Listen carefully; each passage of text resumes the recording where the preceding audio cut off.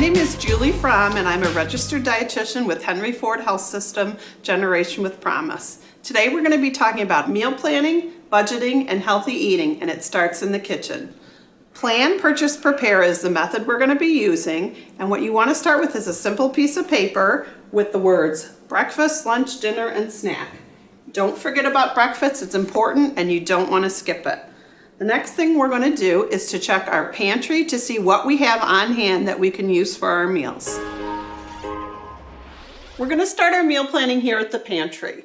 What we're going to begin with is using the USDA My Plate that shows us what healthy eating looks like.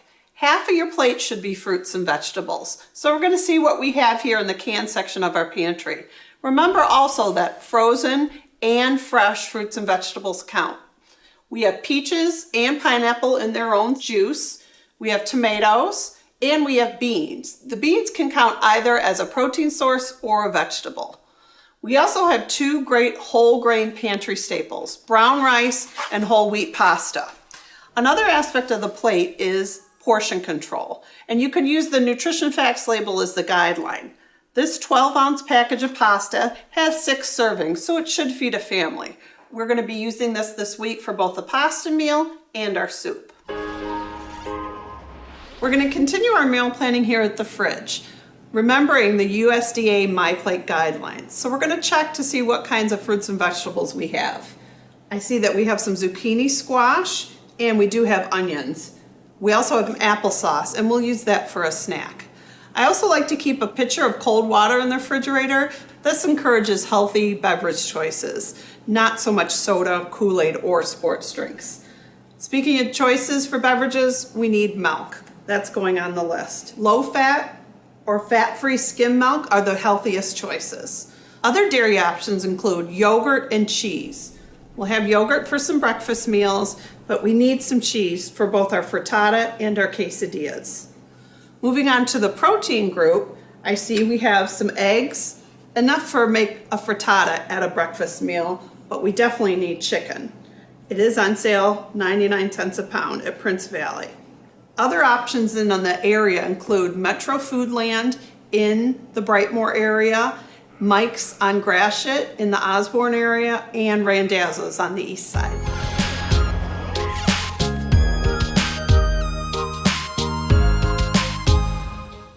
Here in the produce section, we have many healthy choices to help make half our plate fruits and vegetables.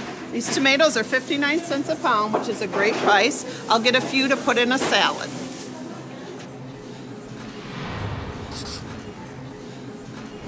We're going to buy some lettuce for salads.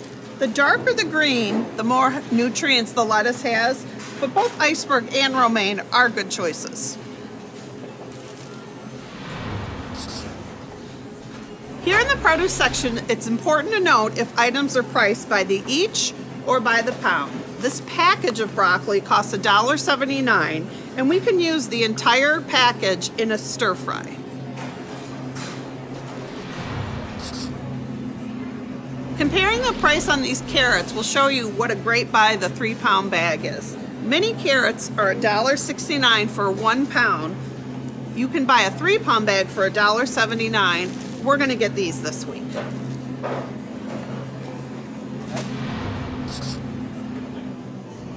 These 3-pound bags of apples are 2 for $4, which means I can get a bag of 15 apples for $2. That's 13 cents an apple. A great price. I'll get these for our fruit bowl. We're here in the fresh meat section where I'm going to be buying some chicken breast. It's on sale for 99 cents a pound. And this 3-pound package, we're going to use it for 3 different meals. 1 pound of meat should feed 1 family of 4 for a meal. Other protein options include what we had in the kitchen: tuna, eggs, and beans. If you choose beef or pork for a protein option, look for the words round or loin in the name of the cut, and you'll be sure to get a lean source of protein. Here in the dairy section, we need to buy cheese for our frittata and quesadillas. Mozzarella is a great choice as it's a naturally low-fat cheese. We'll also be buying shredded cheddar. It's important to remember 8 ounces of cheese equals 8 servings. We've gotten everything on our list and we're heading to the checkout. I've spent about $20 here, and using this, plus what we have in our pantry in the kitchen, we'll be able to make meals for 4 days for under $20. Not bad.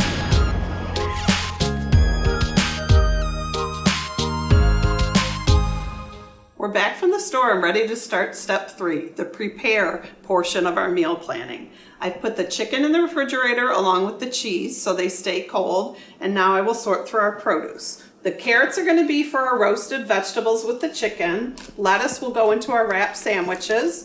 Apples are for the fruit bowl, and the broccoli will go into a stir fry. We'll use the tortillas later for our quesadilla dinner. We're going to get our chicken ready to roast, and to the pan of chicken breast, we're going to add some carrots that have been washed but not peeled. You don't need to peel them. We're simply going to trim the bottoms and the tops and cut them into decent sized chunks because they're going to be roasting in the oven at 350 for about 35 minutes. And to the chicken, we're going to add onions and a little bit of seasoning. So right onto the pan, you don't need any oil.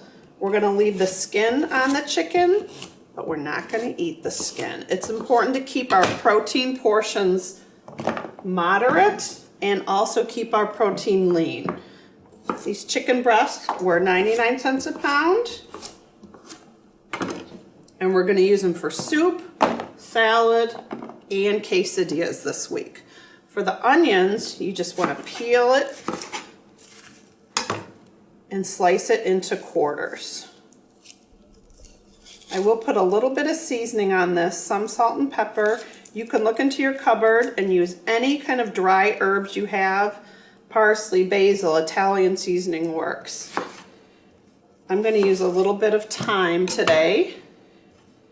So this is a salt and pepper mixture. I'm going to use a tiny pinch, about a 1/4 teaspoon. You don't want to use too much salt.